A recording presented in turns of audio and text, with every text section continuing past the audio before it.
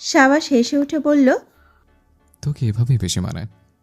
আয়েশা মারা বাদ দিয়ে সাবাসের হাত দুটো আলতো করে ধরে বলল, চল বাসায় যাই, নিশ্চয়ই ক্ষুধা লেগেছে তোর। সাবাস মাথা ঝাঁকিয়ে বোনের পাশাপাশি হাঁটতে লাগলো। তুষার পিছন থেকে বলে উঠল, তোদের সম্পর্ক বোঝা মুশকিল, একটুকুতেই ঝগড়া বেঁধে যায়, আবার একটুকুতেই ভালোবাসা উতলে পড়ে। তুষারের কথায় পাত্তা না দিয়ে ওরা নিজেদের মতো হাঁটতেই লাগলো। তা দেখে তুষার ভ্রু কুঁচকে বলল, কিরে, আমাকে ছেড়ে যাচ্ছিস কোন সাহসে? দাঁড়া আমার জন্য। তুষার দৌড়ে ওদের কাছে চলে গেল। তিনটা মূর্তি ধীরে ধীরে মিলিয়ে গেল।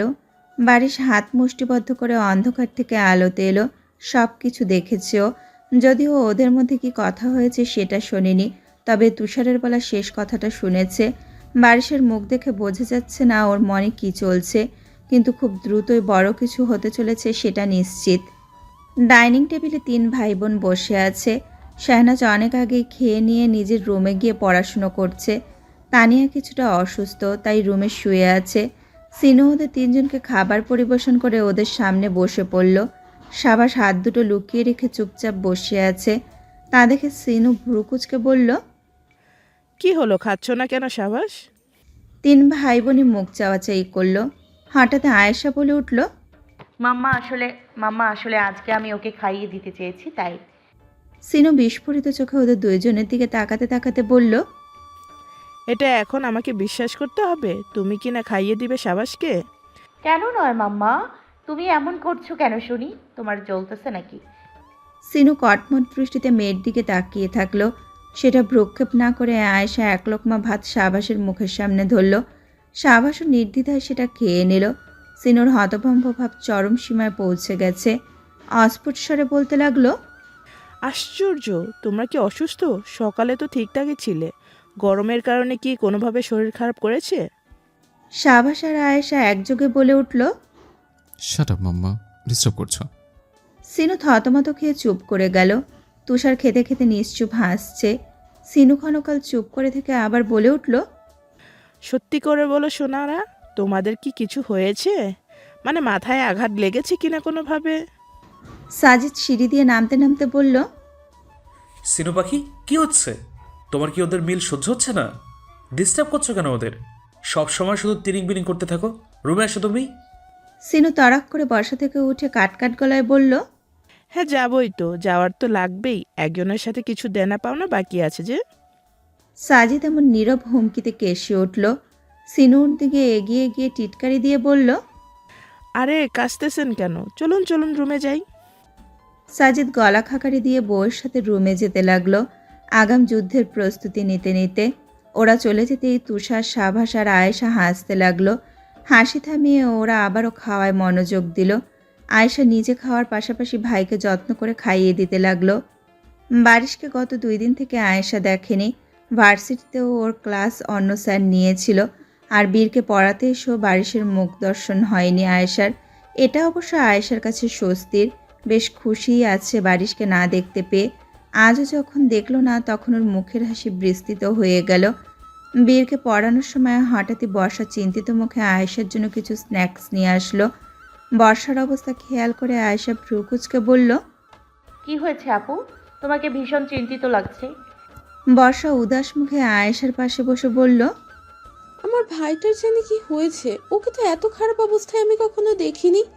ভার্সিটি থেকে ছুটি নিয়ে গত 2 দিন থেকে নিজের রুমে ঘরবন্দি হয়ে পড়ে আছে। না কিছু খাচ্ছে আর না কারোর সাথে কথা বলছে। কি সমস্যা সেটাও বলছে না। আয়েশা মনে মনে বলল, এমনটা তো সাবাস আর আমার করা উচিত ছিল। মুখ দেখানোর মতো অবস্থায় রেখেছিল নাকি আমাদের? বর্ষা পুনরায় বলতে লাগলো, ছোট থেকে অনেক কষ্ট সহ্য করেছে বারিশ, তবুও কি এমনভাবে ভেঙে পড়তে দেখিনি আমি কখনো। আমার যখন 11 বছর বয়স, বারিশের 10, তখন আমাদের পরিবারের একমাত্র উপার্জনকারী ব্যক্তি আমাদের বাবা ইন্তেকাল করলেন। আমরা অতুল সমুদ্রে পড়ে গিয়েছিলাম জানো সেই সময়। তখন বারিশ না কেমন হঠাৎ করে বড় হয়ে গেল, সংসারের সমস্ত দায়িত্ব নিজের কাঁধে তুলে নিল। এমন কোনো কাজ নেই যেটাও করেনি। নিজে কষ্টে জর্জরিত হলেও মা আর আমাকে কখনো কষ্ট পেতে দেয়নি। মাঝে মাঝে না আমার মনে হয় ও আমার ছোট নয়, আমার বড় ভাই। বারিশের অনেক পরিশ্রমের ফলে আজকে আমরা এই অবস্থায় এসেছি। কাজ করার পাশাপাশি ও পড়াশোনাটাও সমান তালে চালিয়ে গেছে আর আমাকেও পড়িয়েছে। অবশ্য এক স্যারের অনেক গুরুত্ব রয়েছে বারিশের সফলতার পেছনে। আয়েশার হঠাৎ সমস্ত রাগ পড়ে গেল। মনোযোগী হয়ে বর্ষার কথাগুলো শুনতে লাগলো। সামান্য হেসে বর্ষা বলে উঠল, বারিশ ভার্সিটিতে পড়াকালীন পাশের ফ্ল্যাটটা ভাড়ায় নিয়েছিল, যদিও এখন ওটা কিনে নিয়েছে। বীরের বাবা তখন ওখানে থাকতো। ওনার আমাকে দেখে না পছন্দ হয়েছিল, তাই দেরি না করে উনি বারিশের কাছে আমার জন্য বিয়ের প্রস্তাব দিয়েছিলেন। বারিশ অনেক খোঁজখবর নিয়ে তবেই আমাকে বিয়ে দিয়েছিল। আমিও বিয়েতে রাজি হয়েছিলাম, এই ভেবে যে বীরের বাবাকে বিয়ে করলে আমি সারাটা জীবন আমার ভাই আর মায়ের সাথেই থাকতে পারবো। বলে বর্ষা মুচকি হাসল। আয়েশারও এসব শুনে মুখে হাসি ছড়িয়ে পড়ল। বারিশ ব্যতীত এই পরিবারের সকলকে ওর ভীষণ পছন্দ। কত সুন্দর ব্যবহার সকলের। হঠাৎ কলিং বেল বেজে উঠতেই বর্ষা উঠে গেল আর আয়েশা হাসি মুখে বীরকে পড়ানোয় মনোযোগ দিল। কিন্তু ওর হাসি বেশিক্ষণ টিকল না, কারণ বারিশ এসেছে। যতই লোকটা ভালো হোক না কেন, আয়েশার কাছে সবসময় বিরক্তিকর মানুষই হয়ে থাকবে। তাও ভাগ্য ভালো, বারিশ আসার কিছুক্ষণের মধ্যে আয়েশার বীরকে পড়ানো শেষ হয়ে গেল। ও দ্রুত ব্যাকপ্যাক কাঁধে নিয়ে যেতে যেতে বলল, ফিয়ামানিল্লাহ বাচ্চা। ফিয়ামানিল্লাহ মা। বীরের কণ্ঠ অর্ধেক বাক্যে থেমে যেতে দেখে আয়েশা ভ্রু কুঁচকে পিছু ঘুরে তাকালো। বারিশ বিব্রতি মাখা মুখে বীরের মুখ চেপে ধরে রেখেছে। আয়েশা কপাল কুঁচকে সেই দিকে কিছুক্ষণ তাকিয়ে থেকে চলে গেল। ও চলে যেতেই বারিশ বীরকে কাঁধে তুলে বলল, শোনো মামু, মেরে তোমার পাছা লাল করে দিই। এক্ষুনি আমার মান সম্মান খেয়ে দিতে তুমি। খবরদার ও নামে ডাকবে না। স্নিগ্ধ সকাল। আজকের আবহাওয়াটা কিছুটা শীতল। শিরশিরে বাতাস বয়ে চলছে। হাসান বিলাস সব বাচ্চা কাচ্চারা যে যার স্কুল আর ভার্সিটিতে যাওয়ার জন্য তৈরি হয়ে নিল। শাহনাজ খুব ধীরে ধীরে মনোযোগের সহিত হাঁটছে, যেন ভুলেও আজ পড়ে না যায়। কিন্তু আফসোস, তার হলো কোথায়? সদরদরজা পেরোতেই ধরাম করে পড়ে গেল। সকলেই তো অভ্যস্ত হয়ে গেছে, তাই ওকে দেখে দীর্ঘশ্বাস ফেলা ছাড়া আর কোনো কিছু করার নেই ওদের। আয়েশার শাহবাজ দৌড়ে গিয়ে বোনকে উঠালো। শাহনাজ লজ্জিত ভঙ্গিতে সকলের দিকে তাকিয়ে হাসছে। তুষার কাঁধে ব্যাকপ্যাকটা ভালোভাবে নিয়ে শান্তস্বরে বলতে লাগলো, বাড়িতে পড়িস ঠিক আছে, কিন্তু বাইরে যেন পড়তে যাস না, না হলে লজ্জায় মুখ দেখাতে পারবি না। শাহনাজ ওপরে কিছু না বলেও মনে মনে বলল, অলরেডি সেই মহাকাজটাও করে ফেলেছি, তাও আবার পার্কে। যাই হোক, কেউ দেখেনি, এটাই স্বস্তির ছিল। তুষার নিজের বাইকে গিয়ে উঠে পড়ল। শাহনাজ দোনামোনা করে বলতে লাগলো, আমার আজ বাইকে চড়তে ভীষণ ইচ্ছা করছে। তুষার ভাই, আপনার সাথে যাই। তুষার ভ্রু নাচিয়ে বলল, তুই মনে হয় সেই দিনের কথাটা ভুলে গেছিস। আমার বউ ছাড়া আমার বাইকের পেছনে চড়ার অধিকার কোনো মানুষ তো দূর, মুরগিকেও দেব না। শাহনাজ কিছু না বলে চুপচাপ দাঁড়িয়ে থাকলো। তা দেখে সাবাস বলে উঠল, বনু, আমার বাইকে আয়। আসলে তুষার রোমান্টিক উপন্যাস পড়ে পড়ে আমার ছ্যাবলা হয়ে গেছে। শাহনাজ হেসে ফেলল। তুষার শান্ত দৃষ্টিতে কিছুকাল সাবাসের দিকে তাকিয়ে থেকে মাথায় হেলমেট পরে নিয়ে ভার্সিটির উদ্দেশ্যে চলে গেল। শাহনাজ ভাইয়ের পেছনে গিয়ে বসে পড়ল। তুষার না হোক, কিন্তু ভাইয়ের বাইকে চড়তে পারাও তো কম আনন্দের না। ভীষণ থ্রিলিং ব্যাপারটা। তোবার ভার্সিটিতে কোনো ক্লাস ছিল না আজকে। তাছাড়াও ব্যক্তিগত জীবন ছাড়িয়ে স্বাধীনের সাথে আজ ওর অ্যাপয়েন্টমেন্ট ছিল। স্বাধীনের কেবিনে প্রবেশ করার পর তোবা মিষ্টি হাসি উপহার দিয়ে চেয়ারে বসে পড়ল। স্বাধীন আশ্চর্যজনকভাবে প্রফেশনাল মুডে কাউন্সেলিং করলো। এমনভাবে কথা বলল যেন তুবাকে ওই আগে কখনো দেখেনি। একজন ডাক্তার তার পেশেন্টের সাথে যেমন আচরণ করে ঠিক সেভাবে। এসব দেখে তুবার ভ্রু কুঁচকে গেল। এক পর্যায়ে বলেই ফেলল, কি ব্যাপার, এত উইয়ার্ড আচরণ করছেন কেন? কালকের জন্য রাগটা তো আমার থাকা উচিত, আপনার নয়। স্বাধীন ভ্রু কুঁচকে বলল, রাগ করার কি আছে? কালকের ব্যাপার কালকেই মিটে গেছে। তুমিও মজা করেছিলে আর আমিও মজা করেছি। As simple as that. এখানে রাগ করে থাকার তো প্রশ্নই আসে না। তাহলে এমন আচরণ করছেন কেন? কেমন আচরণ করেছি? আমি কি আজ থেকে মাথা নিচে কেমন আচরণ করেছি? আমি কি আজ মাথা নিচে রেখে পা উপরে তুলে কথা বলছি? আমি কি তোমার সাথে চাইনিজ ভাষায় কথা বলছি? আমি কি শিম্পাঞ্জির মতো লম্ফ লম্ফ করছি, নাকি তোমার ঘাড়ে চড়ে কথা বলছি? তুবা বিরক্তিতে চকারান্ত উচ্চারণ করে বলল, আমার সাথে ফাইজলামি করেন? আমি বলতে চাচ্ছি পেশেন্টের সাথে যেমন আচরণ করেন সেভাবে আচরণ করছেন কেন? তো তুমি কি আমার পেশেন্ট না? হ্যাঁ পেশেন্ট, কিন্তু আমি তো আপনার হবু বউ। সেটা তো ব্যক্তিগত জীবনে, এখানে আমরা প্রফেশনাল মিট করছি। ও হ্যাঁ, তোমাকে একটা কথা বলতে ভুলে গেছি। আমি প্রফেশনাল জীবনে সবার সাথে একইভাবে আচরণ করি, এমনকি আমি আমার মায়ের সাথেও অপরিচিতর মতো আচরণ করি। একবার আম্মু এসেছিল আমার ক্যাবিনে, আমি আম্মুকে ম্যাম বলে ডেকেছিলাম, যদিও তার জন্য বাড়িতে গিয়ে আমাকে জুতো পেটা করেছিল, তবুও আমি শুধরাইনি।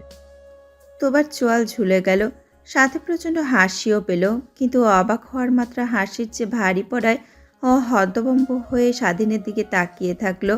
স্বাধীন ক্ষণকাল চুপ থেকে আবারও বলে উঠল, ভালোভাবে মনে করে দেখো, আমি সবসময় তোমার সাথে এভাবেই কথা বলতাম কাউন্সেলিং এর সময়, কিন্তু গত কয়েকদিনে ব্যক্তিগত জীবনে আমাদের সম্পর্কের চরম উন্নতি হওয়ায় তোমার আজ আমার আচরণ একটু অন্যরকম লাগছে, কিন্তু এটা একদমই ঠিক আচরণ। তুমি ভুল বুঝছো। আরেকটা গুরুত্বপূর্ণ কথা, আমি শুধু চশমা পরা পেশেন্টগুলোর সাথেই আপনজনের মতো আচরণ করি, তা বাদে বাকিদের সাথে একদম প্রফেশনাল আচরণ।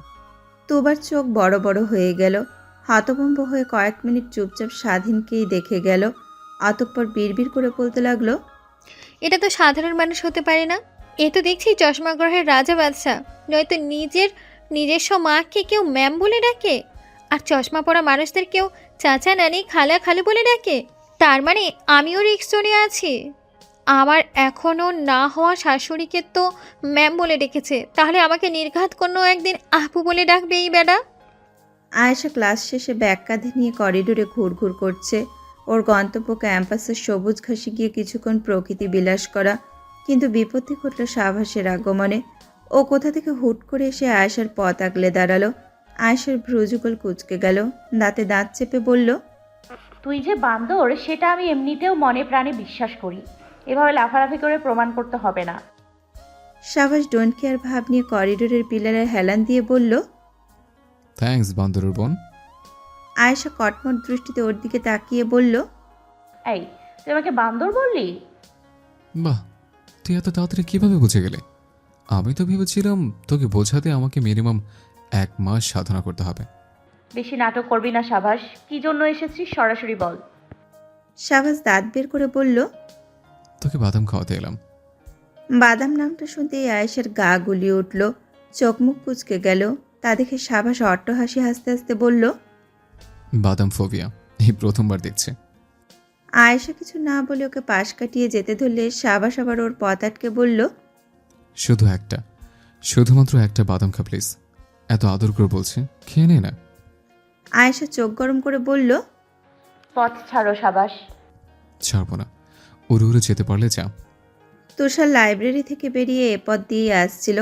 হঠাৎ সামনে আগুন আর পানিকে একসাথে দেখে ওদের দিকে এগিয়ে গিয়ে বলল, কালকেই না ভালোবাসা উতলে পড়ছিল, আজ আবার নিজেদের আসল চরিত্রে ফিরে এসেছিস। বাহ, এত দ্রুত কামব্যাক তো অস্ট্রেলিয়াও বিশ্বকাপে করে না। আয়েশা আর সাভাস একযোগে বলে উঠল, চুপ কর বইয়ের বউ, নিজের সংসার সামলা গিয়ে। তুষার হতভম্ব হয়ে ওদের দুইজনের রুদ্রমূর্তি দেখল। আয়েশা আর সাবাস আবারও নিজেদের মতো ফ্যাচ ফ্যাচ করতে লাগলো। এমন সময় কারো গমগমে কণ্ঠস্বরে ওরা থেমে গেল। বারিশ গম্ভীর মুখে পেছনে দুহাত গুজে সামনে সাবাসের দিকে তাকিয়ে আছে, যে হাত আয়েশার বা হাতটা শক্ত করে ধরে আছে। এখানে হচ্ছেটা কি? অনেক দিন থেকেই তোমাদের চরম পর্যায়গুলো দেখে চলেছি আমি, আজ তো লিমিটই ক্রস করে ফেলেছো। আয়েশা আর সাবাস অবাক হয়ে বলল, কি করেছে? তুষার ওই প্রথমবার বারিশের এমন আচরণের কারণ বুঝতে সক্ষম হলো না। বারিশ কর্কশ কণ্ঠে বলে উঠল, কিছুই বুঝতে পারছো না তাই না? একজন স্যারের সামনে নিজেদের বেহায়াপনা তুলে ধরার পরও বলছো কি করেছি? আমাকে দেখার পরও যে তুমি আয়েশার হাত ধরে আছো, এটা কি বেয়াদবি লাগছে না তোমার কাছে সাবাস? ছেলে মেয়েদের কিছু গণ্ডির মধ্যে থাকতে হয়, সেটা মনে হয় তুমি ভুলে গেছো। আয়েশা নিজের হাতটা ঝটকা দিয়ে সাবাসের দিকে তাকিয়ে ব্যঙ্গ করে বলল, ওকে ছেলে। সাবাসও একই টোনে বলল। ও মেয়ে। আয়েশা বারিশের দিকে তাকিয়ে বলল, এটাকে কোন দিক দিয়ে আপনার ছেলে মনে হয় স্যার? ওটা একটা গাধা। বারিশের কপালে ভাঁজ পড়ল, কাটকাট গলায় বলে উঠল, মস্করা করছো? ছেলেদের সাথে এমন অবাধ মেলামেশা করার পর এখন উল্টাপাল্টা কথা বলে টপিক ঘোরানোর চেষ্টা করছো?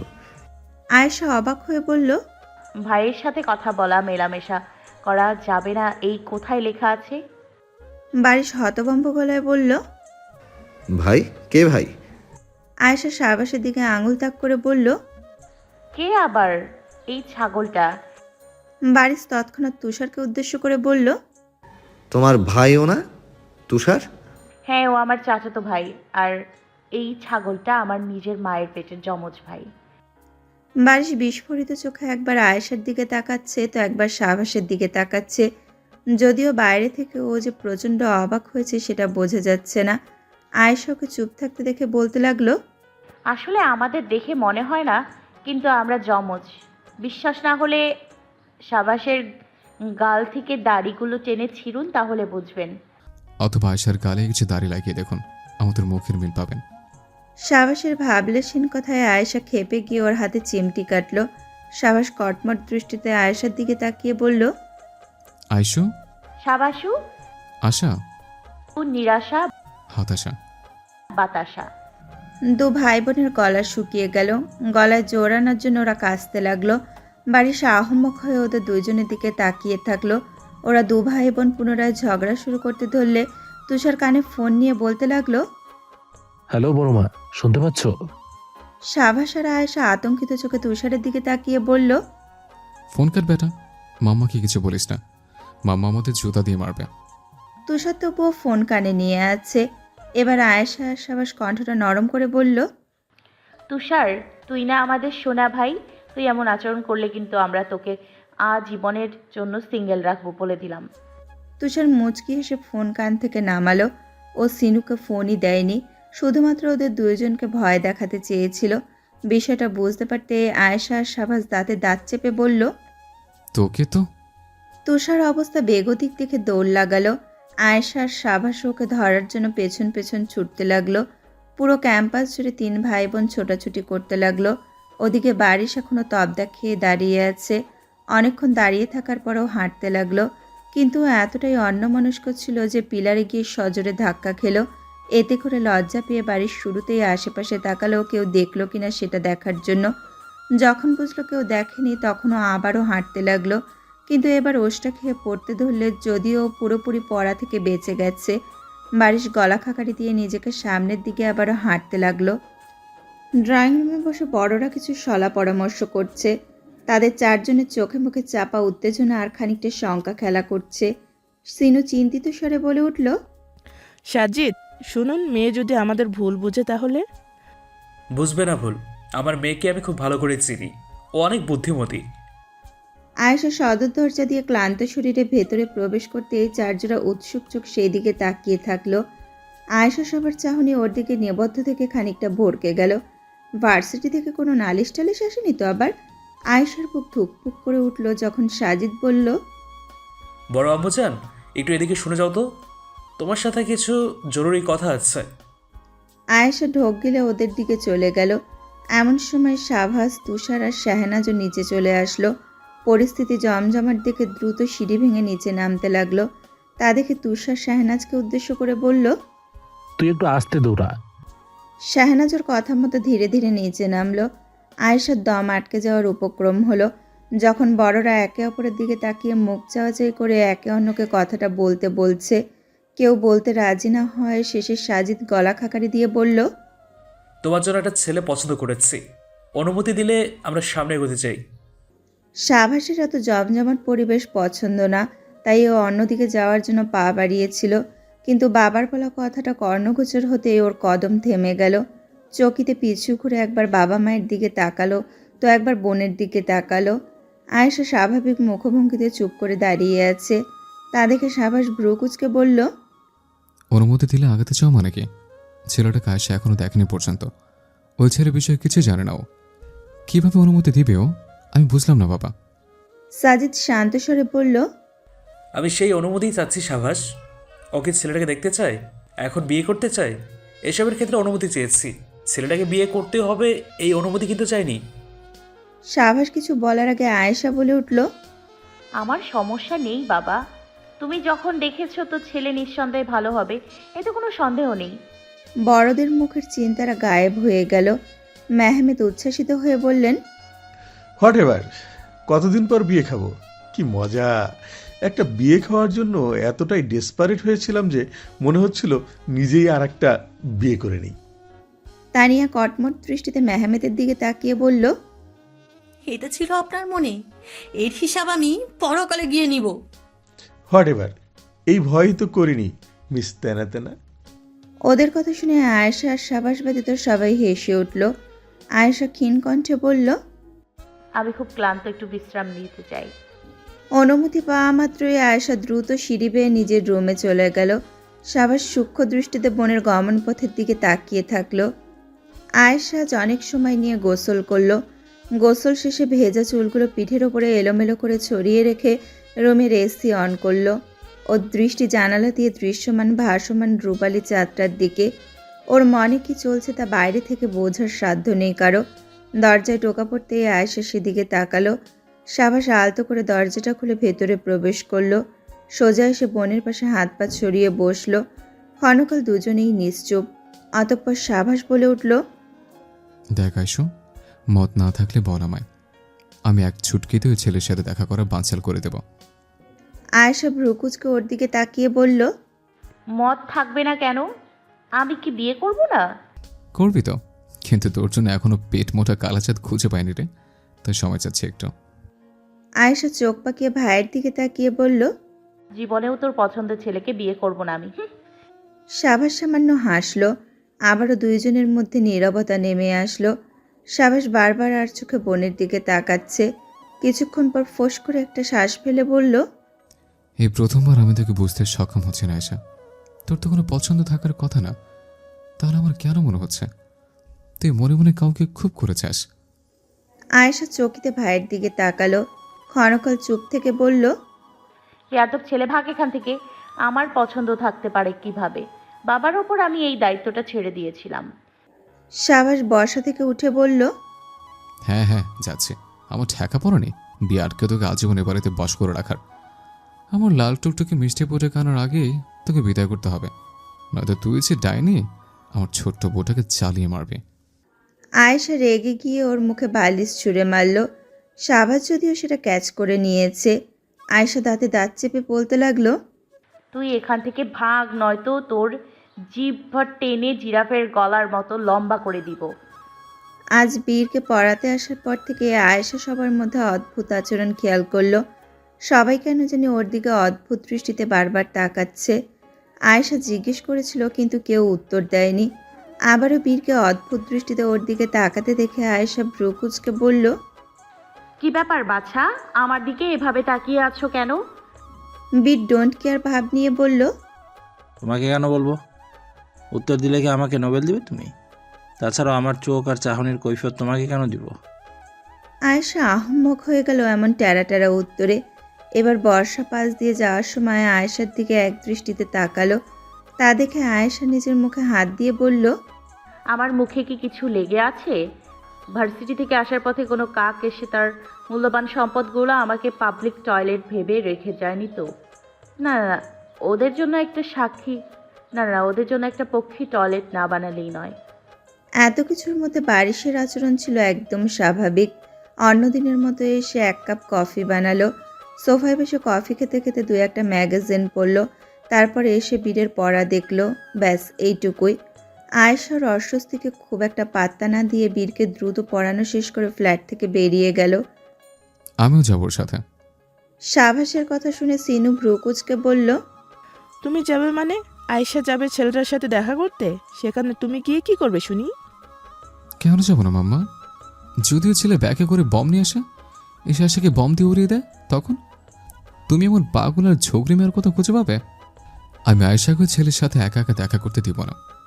সিনু তর্ক করতে যাবে তার আগে সাজিদ বলে উঠল, হয়েছে সিনু, থামো। ও যখন যেতে চাইছে তো যেতে যাক। তুষার আর শাহনাজ আশকারা পেয়ে বলে উঠল, তাহলে আমরাও যাব। ঠিক আছে, যাও। মেহমেদ হঠাৎ বলে উঠল, তাহলে নীর আর তুবা কেন বাদ থাকবে? হোয়াট এভার, ওদেরকেও ফোন করে ডেকে নাও। তারপর সবাই ওই ছেলের অন্তরাত্মা পর্যন্ত কাঁপিয়ে দিয়ে আসবে। ঠিক আছে বাচ্চারা? হোয়াট এভার, আমাদের বাড়ির মেয়েকে বিয়ে করা কি এতই সোজা নাকি? ছেলেকে কাঁদো কাঁদো করে তবেই ফিরবে, ওকে? তানিয়া অগ্নিদৃষ্টিতে মেহমেদের দিকে তাকিয়ে থেকে সকলকে উদ্দেশ্য করে দাঁতে দাঁত চেপে বলল, খবরদার এই ব্রয়লার মুরগির কথা শুনবে না। যাচ্ছ ঠিক আছে, কিন্তু ছেলেটাকে বিবৃতিতে ফেলবে না বলে দিলাম, নয়তো সবার হিসাব আমি পরকালে গিয়ে কড়াই গন্ডাই নিব। সব আন্ডা বাচ্চাগুলো একটা 5 স্টার রেস্টুরেন্টে বসে আছে। একটা টেবিলে আয়েশা, সাবাস বসে আছে, আর ওদের সম্মুখের টেবিলে তুষার, শাহনাজ, তুবা, নীর বসে আছে। সবাই চাতক পাখি নিয়ে দরজার দিকে তাকিয়ে আছে। কে সেই ছেলে, তাকে দেখার জন্য যেন আর তর সইছে না। হঠাৎ একটা গাড়ি এসে থামতেই সকলের চোখ জলজল করে উঠল। উৎসুক নজরে দরজার দিকে তাকিয়ে থাকলো, কিন্তু দরজা দিয়ে একটা পেটমোটা টাকলা মানুষকে প্রবেশ করতে দেখে ওরা এক সেকেন্ড চুপ থেকে জোরে হেসে উঠল। সাবাস হাসতে হাসতে বলল, এটা তোর জন্য একদম পারফেক্ট হতো। আয়েশা ভ্রুকুচকে ভাইয়ের দিকে তাকিয়ে মাথা নিচু করে বসে থাকলো। অস্থিরতায় ও ক্রমাগত আঙুল ফুটাতে লাগলো। আয়েশা দরজার দিকে পিট করে বসে আছে, তাই কে কে আসছে সেটাও নজরে আসছে না। কিছুক্ষণ পর দরজা ঠেলে যে ভেতরে প্রবেশ করলো তাকে দেখে শাহবাসের সবেমাত্র মুখে নেওয়া জুস সব বের হয়ে আয়েশার মুখে গিয়ে পড়ল। ওদিকে তুবা আর তুষার চোখ বড় বড় করে আগন্তুক ব্যক্তির দিকে তাকিয়ে থাকলো। ওদের গলায় খাবার আটকে গেছে। নীরজ, শাহনাজ ওদের হঠাৎ এমন আচরণে অবাক হয়ে গেল। ছেলেটাকে দেখে এমন করার কারণ ওরা বুঝতে পারছে না। আয়েশা রাগে গিজগিজ করতে করতে ভাইয়ের দিকে তাকিয়ে বলল, এই তুই চোখে দেখিস না? জুস দিয়ে আমার মুখ আর বোরখা সব শেষ করে দিলি বেয়াদব ছেলে। কোন বালকি দেখছিস যে জুস বেরিয়ে গেল তোর মুখ থেকে? বারিশ অত্যন্ত শান্ত স্বরে বলল। আই থিঙ্ক সেটা আমি। আয়েশার রাগ হারিয়ে গেল। হতভম্ব হয়ে পিছু ঘুরে তাকালো। বারিশ অত্যন্ত স্বাভাবিক ভঙ্গিতে ওর দিকে তাকিয়ে আছে। হতভম্ব ভাব এখনো কাটেনি কারো। এটা বারিশ স্যার শুনতে পেরে শাহনাজ আর নীরও হতভম্ব হয়ে আছে।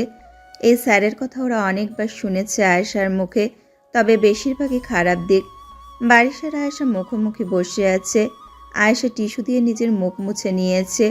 সাবাস ভ্রুকুচকে এক দৃষ্টিতে ওদের দিকেই তাকিয়ে আছে। ওর চোখে মুখে রাগের ছটা। ওদের দিকে দৃষ্টি অব্যাহত রেখেই সাবাস একটা বার্গার নিয়ে সমস্ত রাগটা বার্গারের ওপরে ঝেড়ে চিবিয়ে চিবিয়ে খেতে লাগলো। হঠাৎ করে কণ্ঠস্বর শুনতেই ওর রাগ কিছুটা ঠান্ডা হলো। ভাইয়া, এটা আমার বার্গার। নীর অস্ফুট স্বরে কথাটা বলল। সাবাস এক পলক ওর দিকে তাকিয়ে বলল, সমস্যা নেই, এটা এখন আমার, তোর মানেই তো আমার।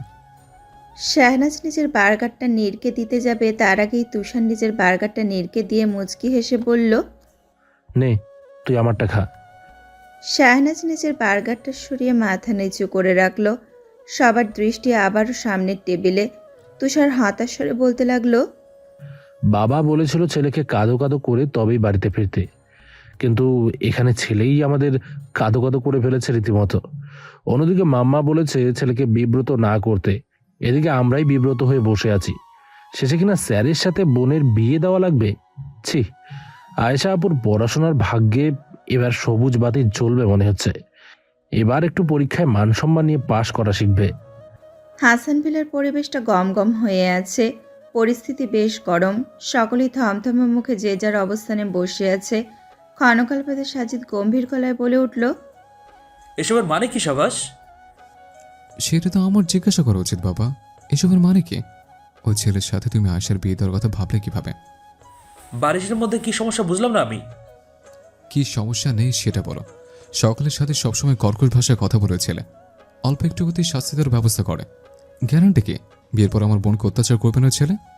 তো স্টুডেন্টরা ফাঁকিবাজি করলে, বেয়াদবি করলে তাদের শাস্তি না দিয়ে কোলে নিয়ে ঘুরে বেড়াবে এই আশা করেছে বারিশের থেকে?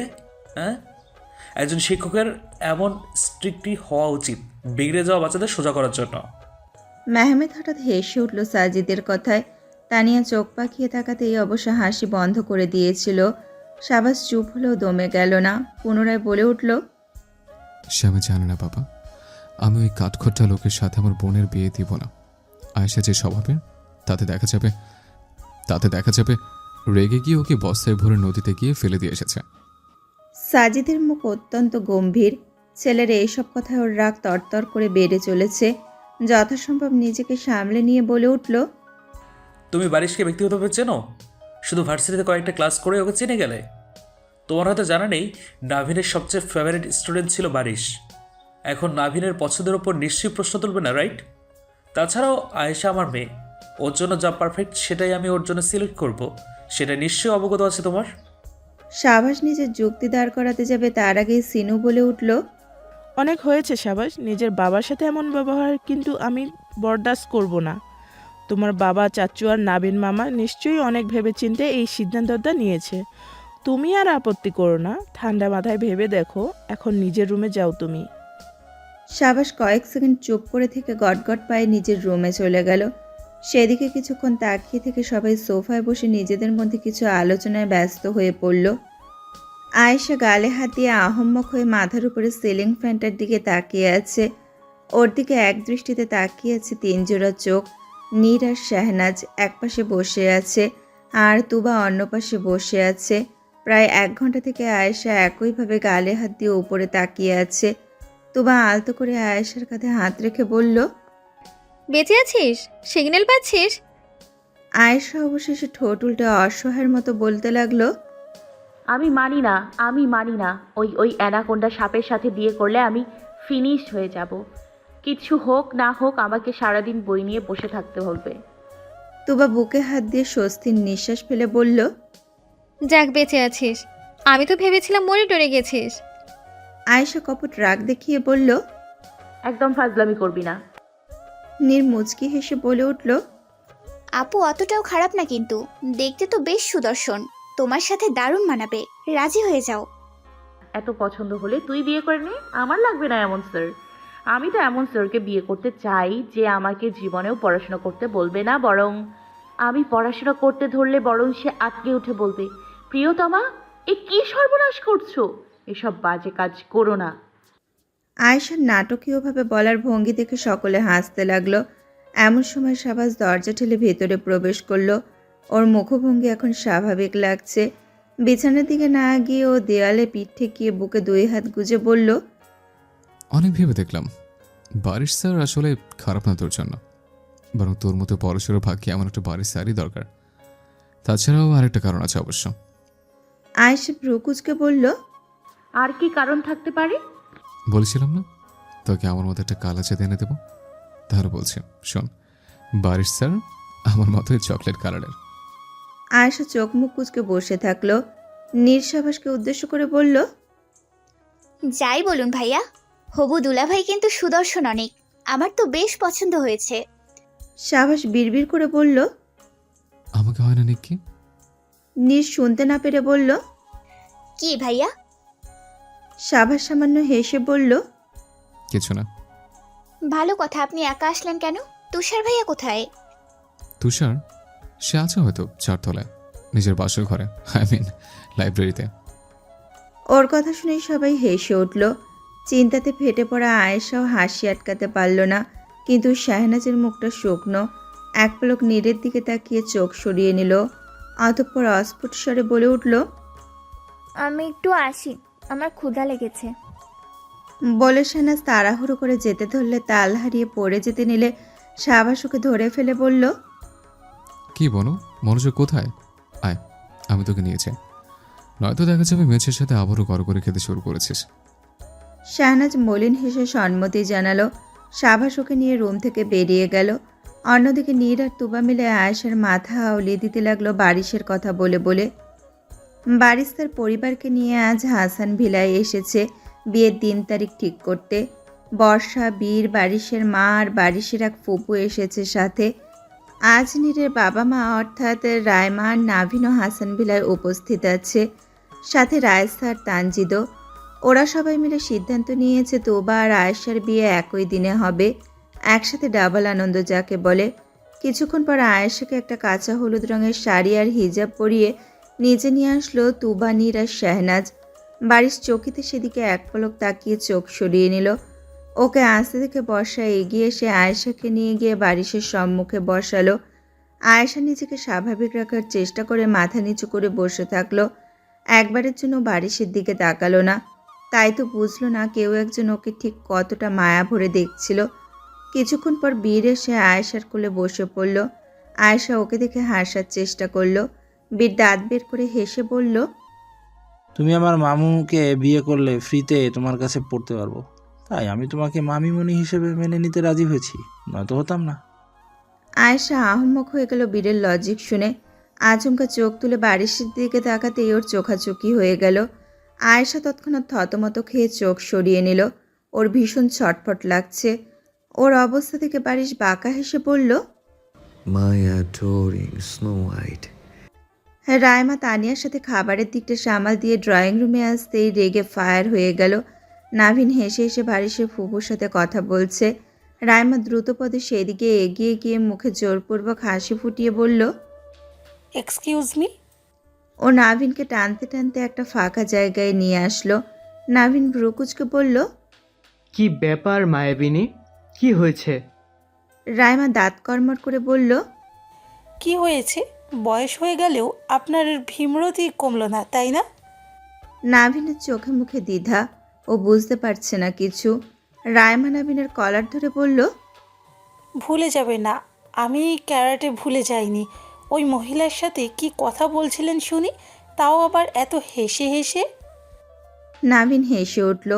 পরপর ভ্রু নাচিয়ে বলল, আমার বউ এখনো আমাকে নিয়ে জেলাস হয়? ইন্টারেস্টিং, আই লাইক ইট।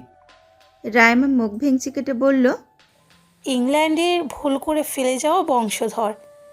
বীর ভুলবশত বারিশের গায়ে জুস ফেলে দিয়েছিল, তাই বারিশ ড্রয়িং রুমের বেসিনের দিকে চলে গেল। নিজের পরনের সাদা পাঞ্জাবিটা পরিষ্কার করে পিছু ঘুরতেই ওর চোখ বন্ধ হয়ে গেল, কারণ কেউ একজন ওর মুখে পানি ছুঁড়ে মেরেছে। বারিশ চোখ মেলে দেখল সাবাস পানির পট হাতে ওর সামনে দাঁড়িয়ে আছে। মুখভঙ্গি একদম স্বাভাবিক রেখে সাবাস বলে উঠল, আফওয়ান দেখিনি, আসুন মুছে দিই। বলেই সাবাস নিজের রুমাল বের করে ওর মুখ মুছে দিতে লাগলো। কিন্তু কিছুক্ষণ পর সাবাস মিথ্যা মিথ্যা আঁতকে ওঠার ভান করে বলল, উপস, আমার তো মনে ছিল না, আমার রুমালে কালে লেগে গিয়েছিল। আবার আফওয়ান। বাড়ির জানে সাবাস এসব ইচ্ছে করে করছে। ও শান্ত দৃষ্টিতে সাবাসের দিকে তাকিয়ে থাকলো। তা দেখে সাবাস বলল, লেকচার দেওয়ার কথা ভুলও ভাববেন না, আমি লেকচার শোনার মোড়ে নেই। স্যার হবেন আপনি ভার্সিটিতে, এখানে না। এখানে আমি আপনার হবু শালা, তাই বুঝে শুনে কথা বলুন, কারণ বেশি টেলিবেটি করলে বোন দেব না আমি।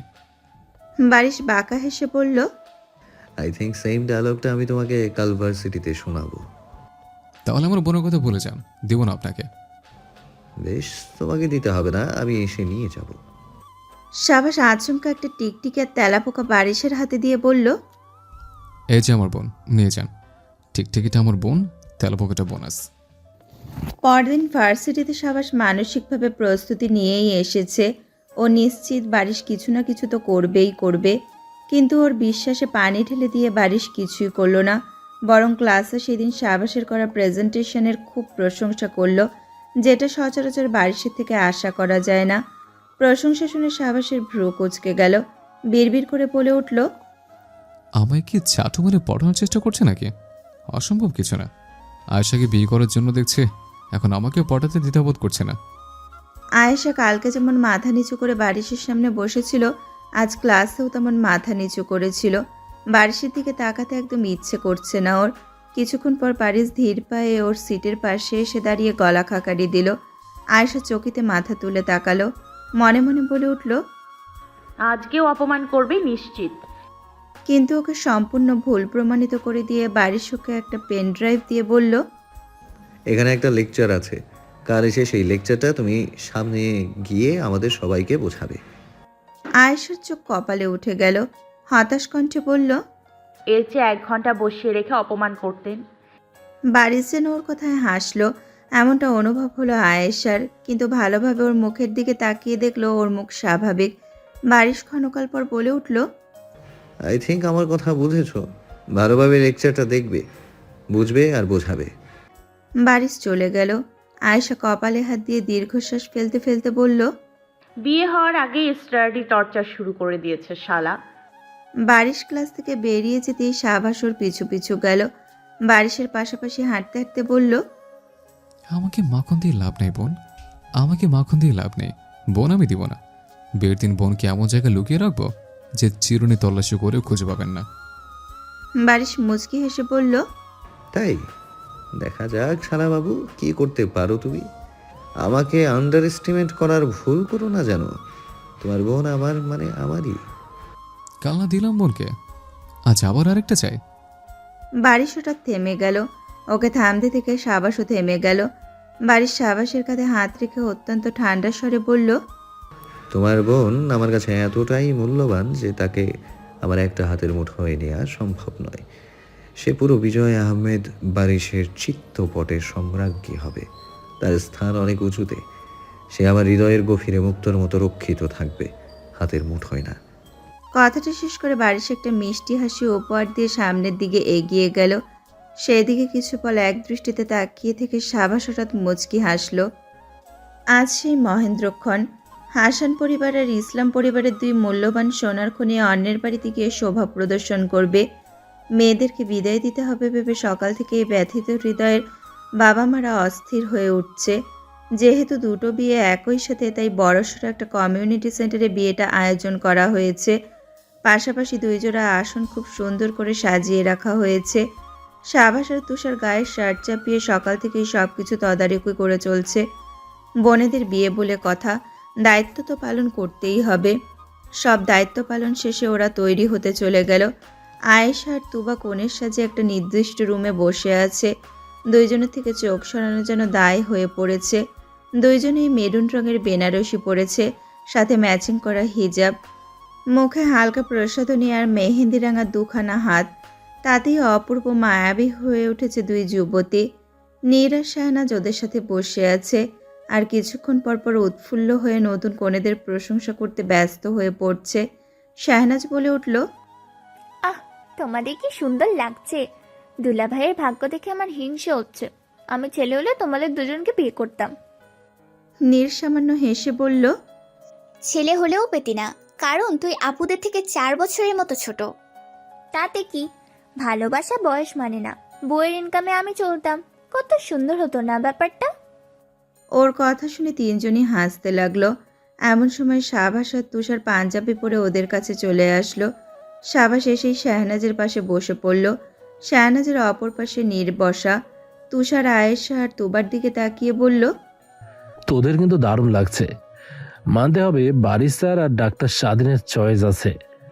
সাবাস টিটকারি মেরে বলল, আচ্ছা, কোন দিক দিয়ে সুন্দর লাগছে ওদের? কি বিশ্রীর সাজ সেজেছে। এদের দেখলে তো বর বিয়ের আসর ছেড়ে বাপ বাপ করে পালাবে। আয়েশা আর তুবা কটমট দৃষ্টিতে ওর দিকে তাকিয়ে বলল, শাট আপ। সেটাকে খুব একটা পাত্তা না দিয়ে সাবাস বলে উঠল, সুন্দর তো লাগছে নাকি? সুন্দর তো লাগছে নেকি আর আমার বোনকে। একদম ন্যাচারাল বিউটি যাকে বলে।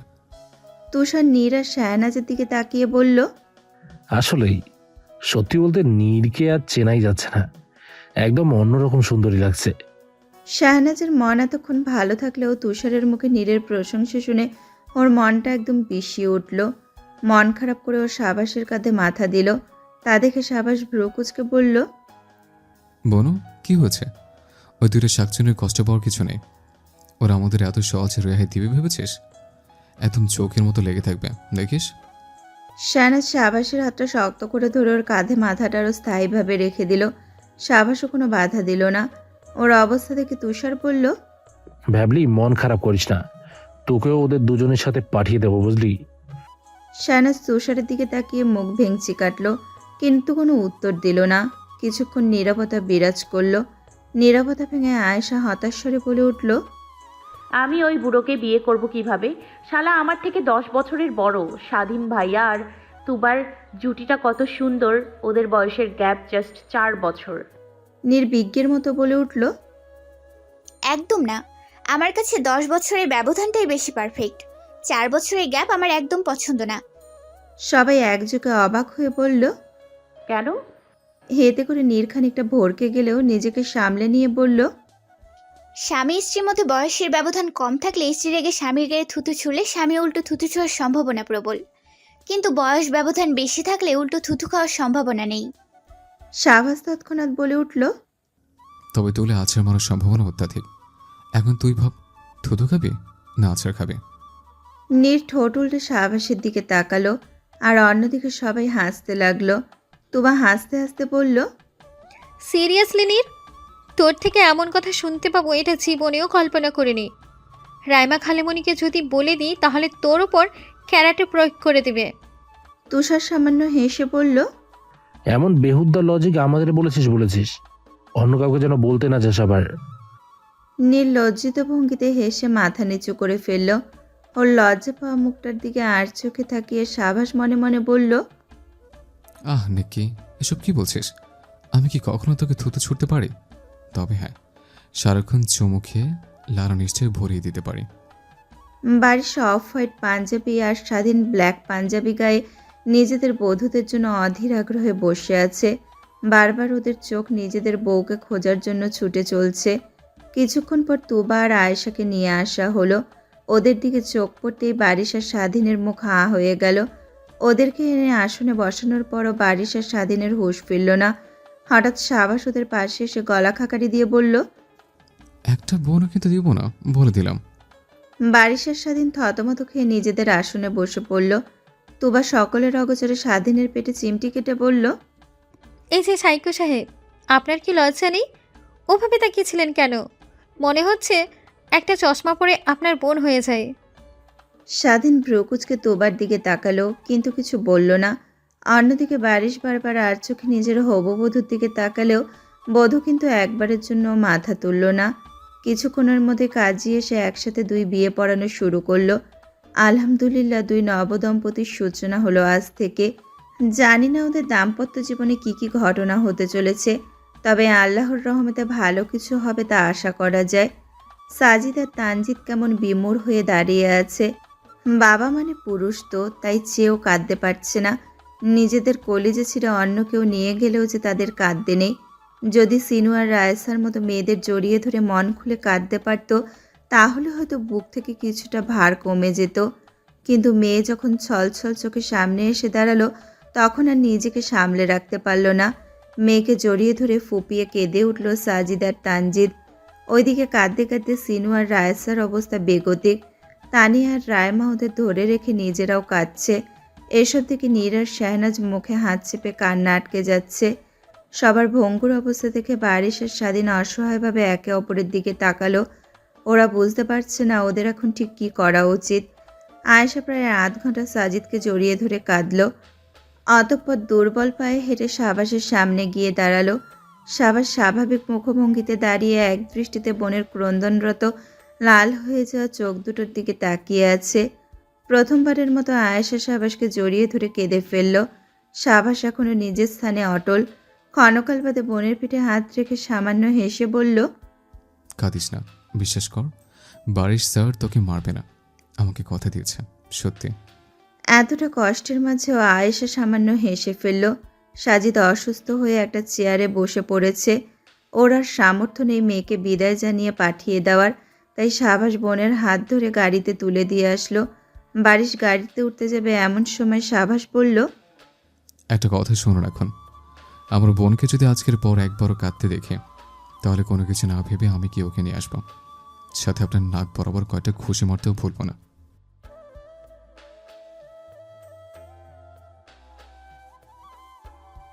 বারিশ সামান্য হেসে বলল, ঘুষি মেরে নিজের শক্তি নষ্ট করতে হবে না। আমি দুনিয়াতে থাকাকালীন আমার থেকে আমার বউকে কেউ আলাদা করে তো দেখাক। একজন বিদায় হয়ে গেল। সাবাস এক দৃষ্টিতে চলন্ত গাড়িটার দিকে তাকিয়ে থাকলো। তোবা একমাত্র সন্তান হয় তানজিদ আর রায়সা পারছে না নিজের মেয়েকে বিদায় দিতে। নাবিন আর মেহমাত অনেক কষ্টে তানজিদকে সামলালো। তোবা কাঁদতে কাঁদতে মূর্ছা গেছে। নাভিন ইশারা করতেই স্বাধীন এসে তোবাকে আগলে নিল। তারপর গাড়ির দিকে এগিয়ে গেল। সাবাস আর তুষার গিয়ে গাড়ির দরজা খুলে দিল। এবার ওরাও চলে গেল আর পেছনে রেখে গেল দুই ভঙ্গুর পরিবারকে। গাড়ি ছুটে চলেছে। তোবার কান্না করতে করতে গলা শুকিয়ে গেছে। ও ক্ষীণ কণ্ঠে বলে উঠল, একটু গাড়ি থামতে বলুন। স্বাধীন তৎক্ষণাৎ গাড়ি থামাতে বলল। তোবা স্বাধীনকে বলে একটা পানির বোতল নিয়ে গাড়ি থেকে নেমে পড়ল। ওর সাথে সাথে স্বাধীনও নামলো। তোবা মুখে পানি দিতে লাগলো আর স্বাধীন খুবই যত্নের সাথে ওর ভারী বেনারসিটা আগলে ধরল। এমন সময় একটা ট্রাক খুব জোরে হর্ন বাজিয়ে ওদের পাশ দিয়ে চলে গেল। তোবা পানির বোতল ফেলে দিয়ে মাথা চেপে ধরল। স্বাধীনের ভয়ে বুক কেঁপে উঠল। ও ব্যস্ত হয়ে বলতে লাগলো, আমি যা যা শিখিয়েছি সেসব অ্যাপ্লাই করার চেষ্টা করো তোবা। Don't lose yourself. তুবা আর্তনাদ করে বলতে লাগলো। আমি সহ্য করতে পারছি না। কয়েক মিনিট পর তুবা শান্ত হয়ে গেল। ওর দিকে তাকিয়ে থেকে স্বাধীন এক নাগাড়ে বলতে লাগলো। না না না না, চেঞ্জ হও না তোবা, তুমি আমার বউ তোবা। তুমি কোনো বৃদ্ধ মানুষ না। তুবা সোজা হয়ে দাঁড়িয়ে স্বাধীনের দিকে তাকিয়ে স্মিথ হাসলো। তা দেখে স্বাধীন স্বস্তির নিঃশ্বাস ফেলল, কিন্তু একটু পরে ওর চোয়াল ঝুলে গেল যখন তুবা বলে উঠল। আরে বাবা, তোমার সাথে না একদিন রাস্তায় দেখা হলো? তা কেমন আছো তুমি? চাকরি কেমন চলছে তোমার? স্বাধীনের চিৎকার করে বলতে ইচ্ছা করলো। আমি কোনো বাবা টাবা না, আমি তোমার 2 ঘন্টা পুরাতন একমাত্র স্বামী হাদা। মেয়েদের বিদায় দেওয়া শেষে সবাই হাসান ভিলায় এসেছে। কমিউনিটি সেন্টার থেকে ওদের বাসার দূরত্ব কম। সকলের মুখগুলো কেমন ফ্যাকাশে হয়ে আছে। কথা বলার মতো পর্যাপ্ত শক্তি যেন কারো মধ্যে নেই। সাবাস বাড়িতে আসার পর কোনো দিকে না তাকিয়ে সোজা লম্বা লম্বা পা ফেলে নিজের রুমে চলে গেল। সিনু দুর্বল চোখে ওর গমন পথের দিকে তাকিয়ে থাকলো। সাবাস অত্যন্ত স্বাভাবিকভাবে রুমে প্রবেশ করে দরজা আলতো করে লাগিয়ে রাখলো। ওর ভেতরটা দুমড়ে মুচড়ে যাচ্ছে, যেটার খবর কারো জানা নেই। সাবাস সোজা ব্যালকানিতে গিয়ে দেওয়ালে পিঠ ঠেকিয়ে বসে পড়ল। আচানক ডোন্ট কেয়ার ভাব নিয়ে থাকা সাবাস ফুপিয়ে কেঁদে উঠল। ওর কান্না দেখে হয়তো আজ আকাশের তারারা, গাছের ডালে বসে নিজেদের ক্লান্তিময় শরীরটা জিরোতে দেওয়া পাখিরা, বাতাস অবাক হয়ে গেল। কেউ হয়তো ব্যঙ্গ করে বলছে, যার সাথে ঝগড়া না করলে তোর দিন শুরু হয় না, তাকে ছাড়া কিভাবে থাকবি? সাবাসের কান্নারা যেন আজ বাঁধ ভেঙেছে, আর সেটা আটকানোর জন্য কোনো চেষ্টাই যেন আজ ওর মধ্যে নেই। মন খুলে কাঁদতেই লাগলো। হঠাৎ কাঁধে কারো হাত পেতেই সাবাস সেদিকে ক্রন্দনরত চোখে তাকালো।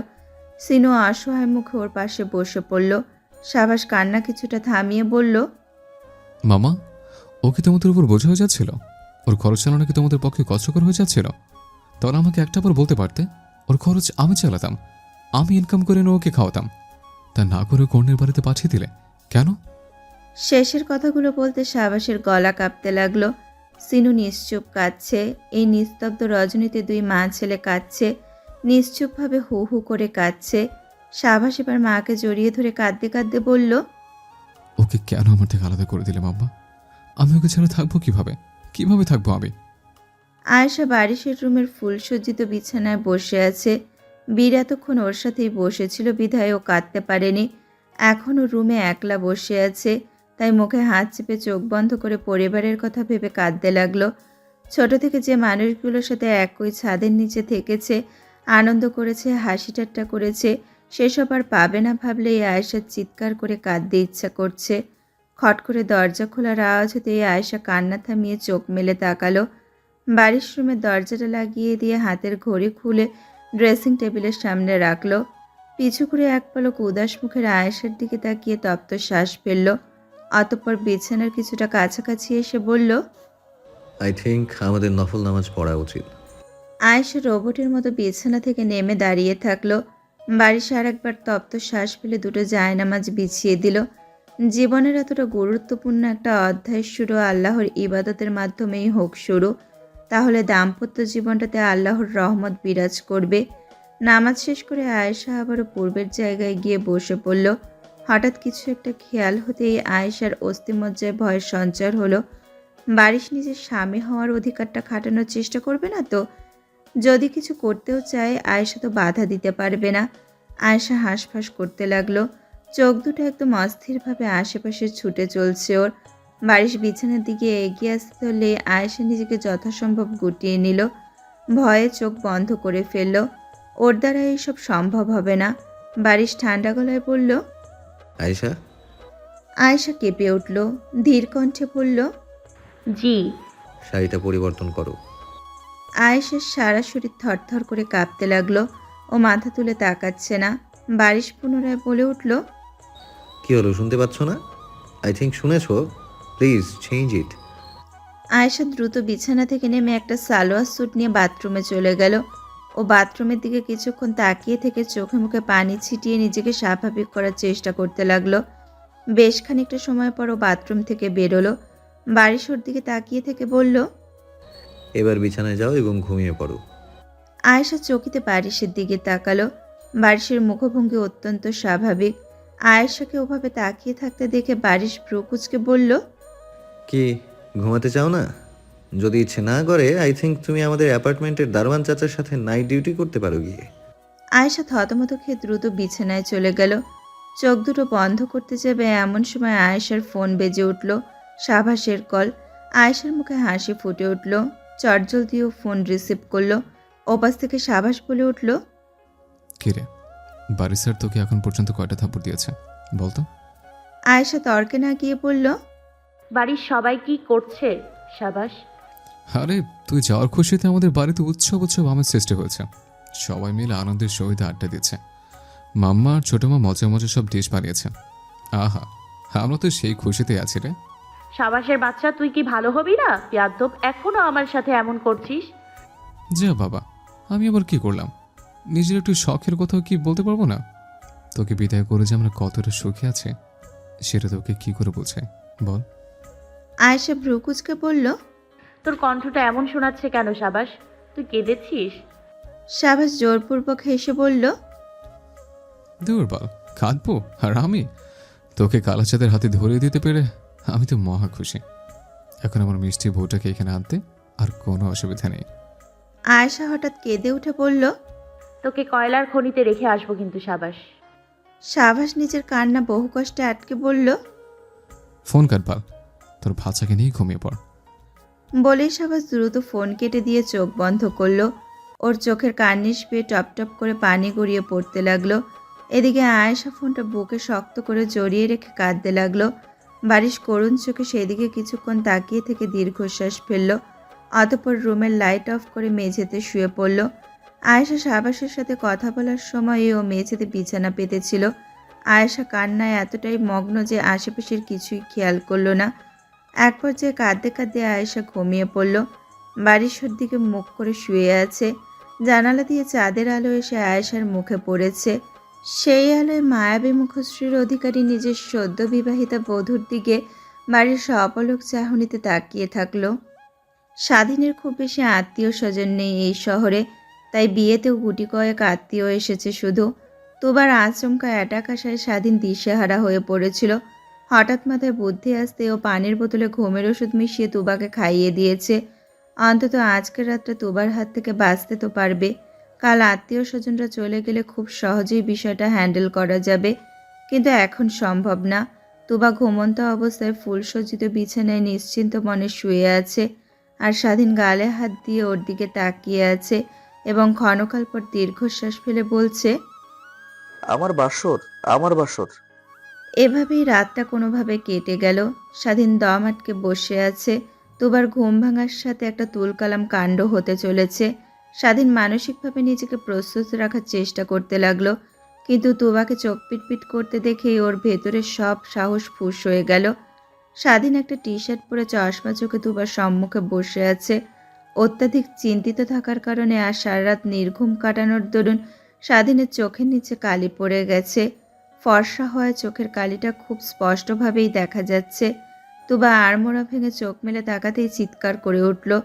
তা দেখে স্বাধীন ভীষণ ঘাবড়ে গেল। তুবা বুকে থুতু দিয়ে বলল, এভাবে সকাল সকাল ভয় দেখানোর মানে কি ছেলে? এই শেষ বয়সে এসে হার্ট অ্যাটাক করে মরতে চাই না আমি। স্বাধীন বড় করে একটা দীর্ঘশ্বাস ফেলল।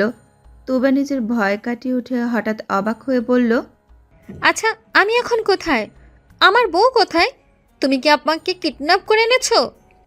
স্বাধীন শীতল দৃষ্টিতে তুবার দিকে তাকিয়ে থাকলো আর মনে মনে বলতে লাগলো, যেখানে বলা উচিত আমার স্বামী কোথায়, সেখানে বলছে আমার বউ কোথায়। ছি। স্বাধীনকে চুপ থাকতে দেখে তুবা উত্তেজিত হয়ে বলল, এই ছেলে, তুমি আবার মানব প্রচারের সাথে জড়িত নও তো?